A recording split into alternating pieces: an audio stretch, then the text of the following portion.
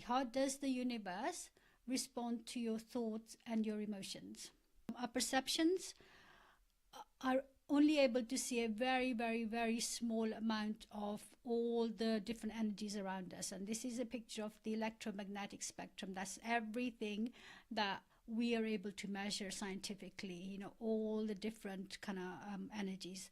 And only a very small part of it, like you see in the middle bit, that's the visible spectrum. That's all that we are able to experience with our senses. But then there are other waves, you know, like gamma rays and X-rays and microwaves and radio waves, and those kind of things. We have knowledge of them through our science, so they can be measured.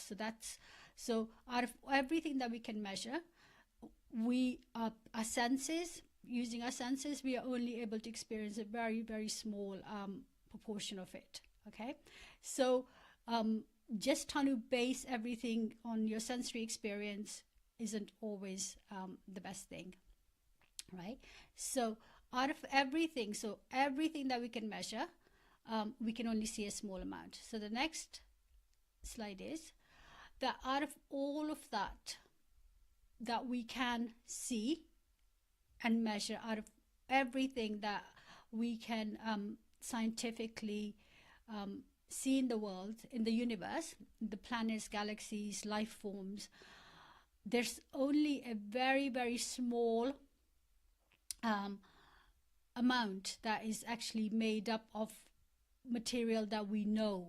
Okay, so out of everything that we can measure, there's a huge amount is called to the dark matter and dark energy, and that doesn't mean that it's black or dense or dark in that sense. It's called dark because it's unknown. So what that means is that I think it's 70, or it's like 96% of the universe we have no knowledge about, out of everything that we know.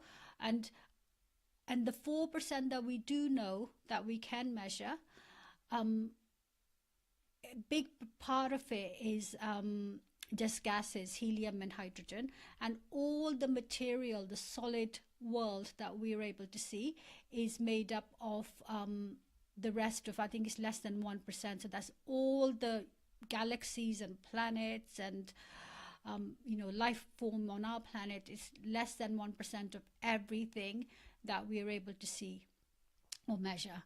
So most of the universe is either is space. Okay, so we can see there's a lot of space between things, and also that a lot of this space, what is present in that space, is unaccounted for by our current science.